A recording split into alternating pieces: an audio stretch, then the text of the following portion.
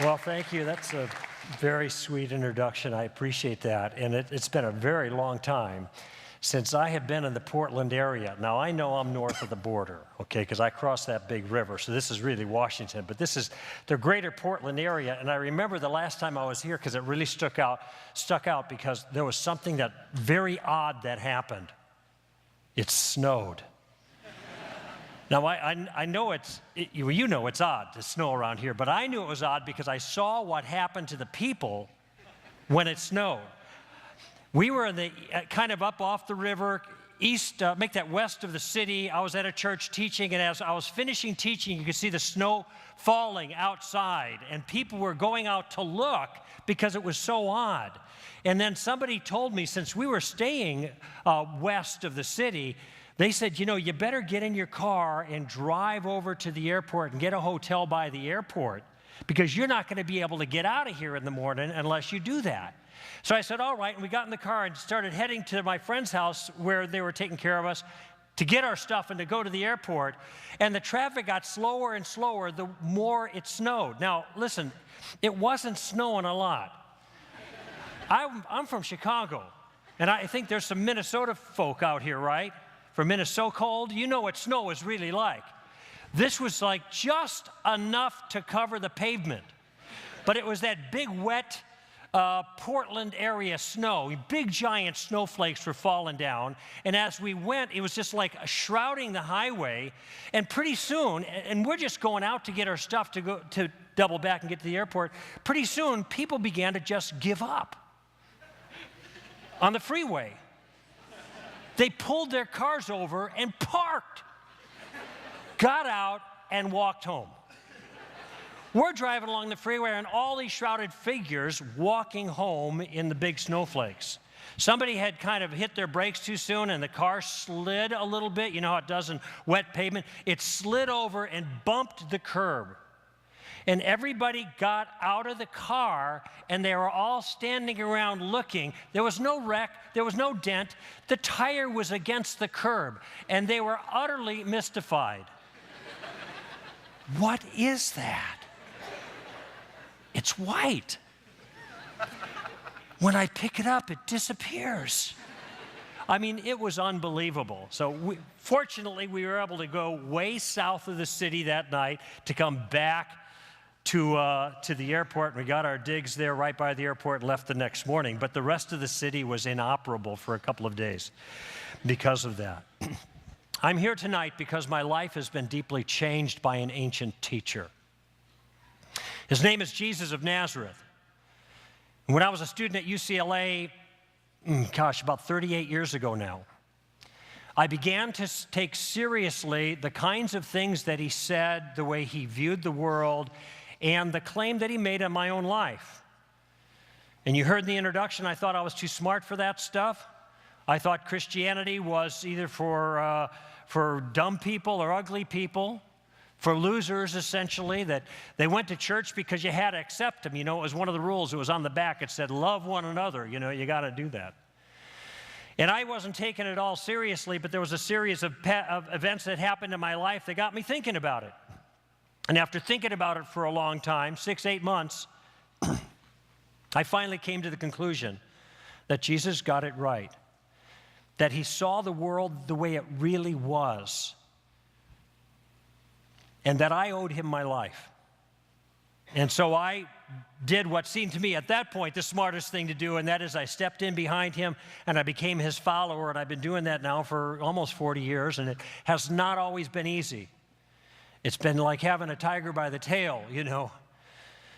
But one of the things that I've endeavored as I've grown in my friendship with God and my walk with him is to try to help other people to see what I began to see way back when, and more so, that the smart money is on Jesus of Nazareth. And so tonight, you know, I know there's a mixture of people in an audience like this. Most of you are here because you share my sentiments, but many of you don't, I'm sure. Maybe you're here because your friend dragged you here, or you're just coming to kick the tires, or you didn't have anything else to do on a Friday night. Well, I'm glad you're here. And I want you to know that I'm not actually here to convert you tonight. That's not my job. It's not my purpose. I have a more modest goal with you, and that is simply this. I'd like to try to put a stone in your shoe, all right? I want to annoy you in a good way.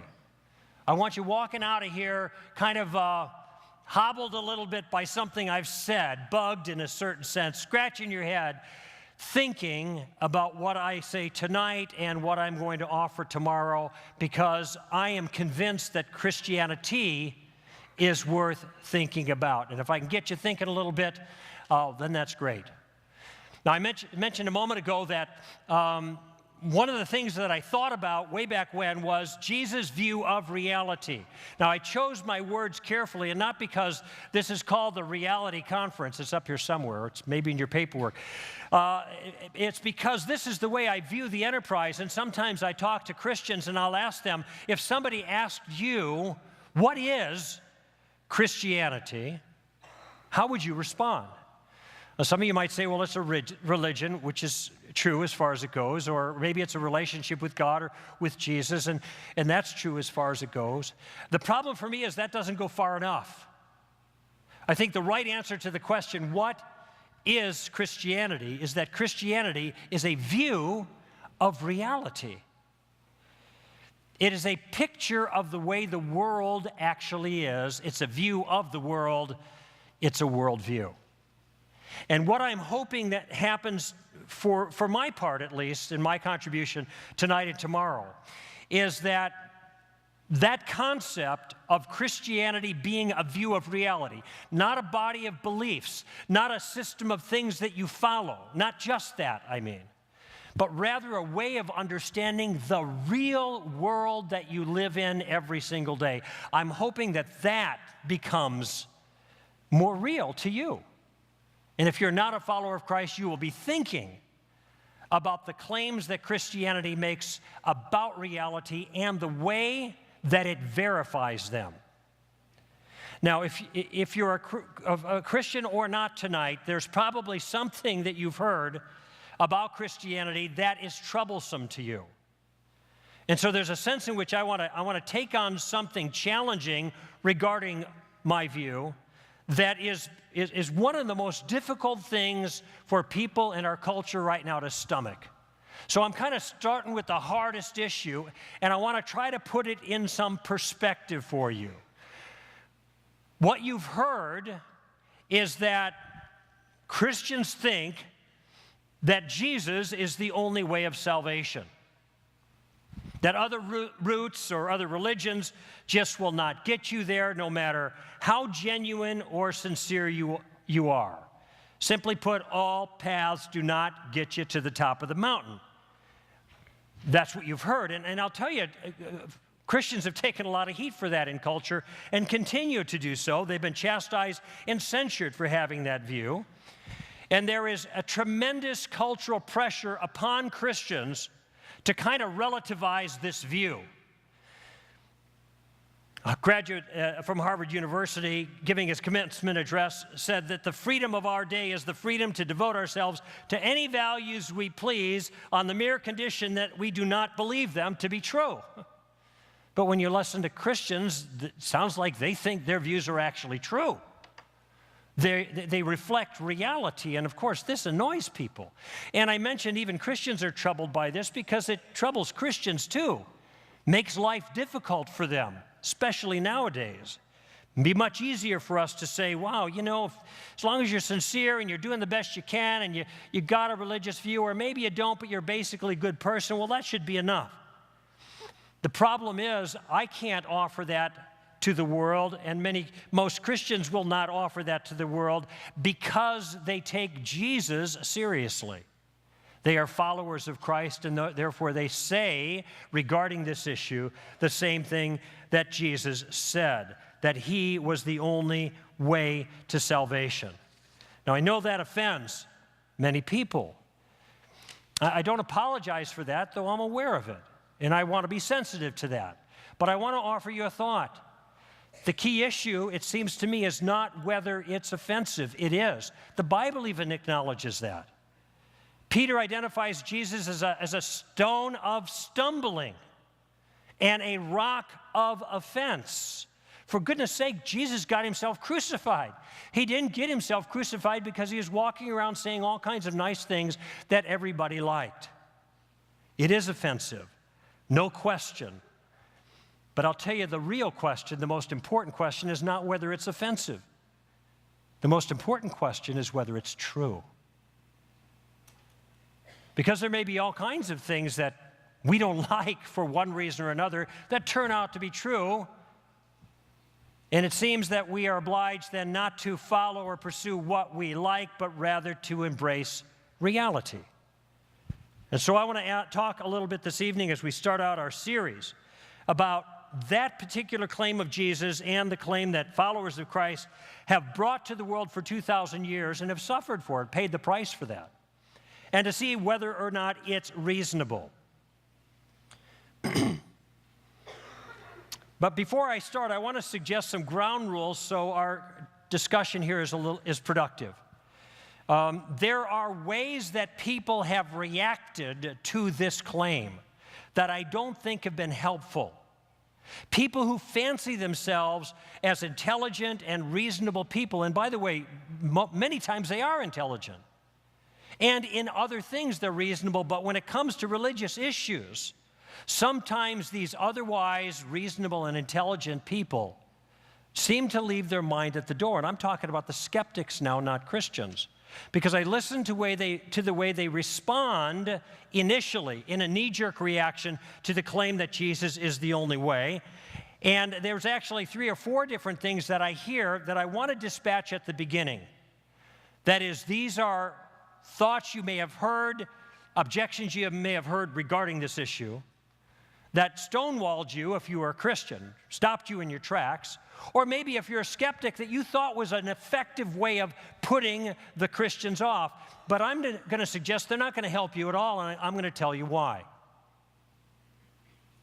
So let's start with the first one. All I'm trying to do is just remove some barriers to understanding what I'm going to explain later about why Jesus is the only way and why you should take that seriously. I want you to think about being with a friend when he goes to the doctor. So this is an illustration. Your friend goes to the doctor, you're with him. The doctor examines your friend. The doctor says to your friend, you have cancer and you need an operation. Well, this is not good news. Your friend pauses for a moment, thinks about what has just been said to him, and then responds this way to the doctor. Your friend says, you're mean. I'm going to find another doctor who isn't so mean. And off he goes. Now, I just want you to think that if you had a friend that went to a doctor who gave him that diagnosis and said to the doctor, you're mean, I'm going to find another doctor who isn't so mean, what would you think of your friend? Well, first you'd probably think it was a silly response, right? Because whether the doctor is mean or not is unrelated to whether his diagnosis is accurate or not. Fair enough? He could be really a mean guy and be right, or he could be really a nice guy and be wrong. So this, you're mean, doctor, this doesn't even seem to address the issue. Secondly, you not only think your friend was maybe a little foolish, but also a little bit unwise. I was going to say stupid, but that's not a nice word. But it would be stupid when you think about it. If he ignored the diagnosis because he didn't like what he heard and satisfy himself by calling a name to the doctor and walked off. Because it might occur to you, maybe the doctor's right. Maybe the person is dying of cancer. And if he just walks off, then he's not going to get the treatment that he needs. Right? You with me so far here? So you can see how this reaction to the diagnosis is silly on 2 counts. Okay, now I want to tweak the illustration just a little bit. You are with a friend, and your friend encounters a Christian, and the Christian says to your friend that Jesus is the only way of salvation. Put in other words, maybe, Jesus is the only way to solve or cure your spiritual disease. And your friend says, you're mean. Of course, that isn't the word that he uses, is it? He uses a different word.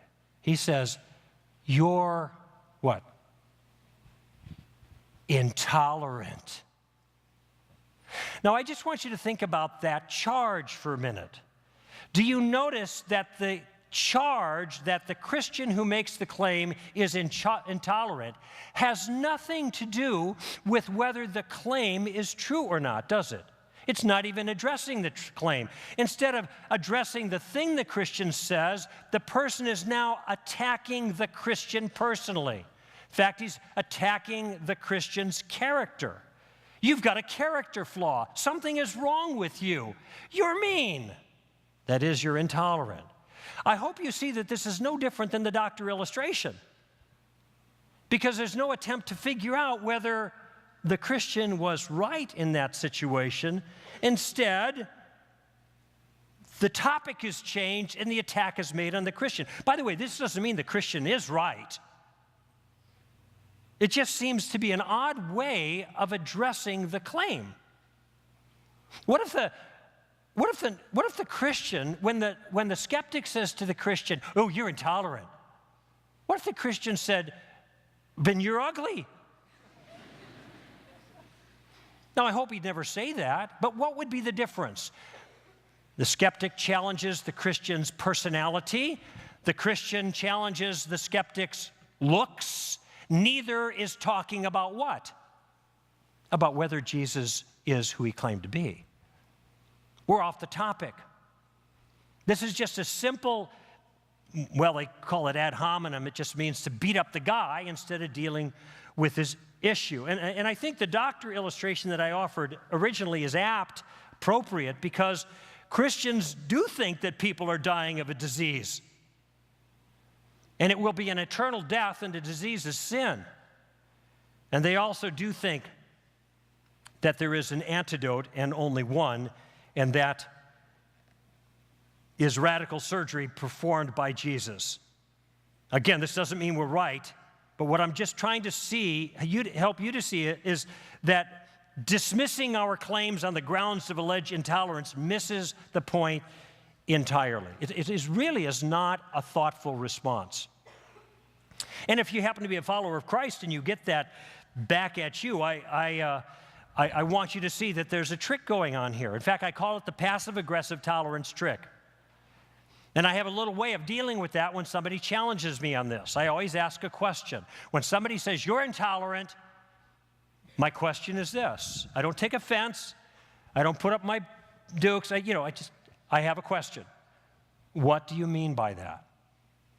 In other words, what is it that I'm doing that you would call me intolerant for? Well, I know what I'm doing. I know the answer to that. And he'll tell me, "Well, you think you're right. You think you're right and everybody else is wrong in this issue, Mr. Smarty Pants, you're intolerant." Now, let me ask you a question. Do you think that I think I'm right when I say Jesus is the only way? What do you think?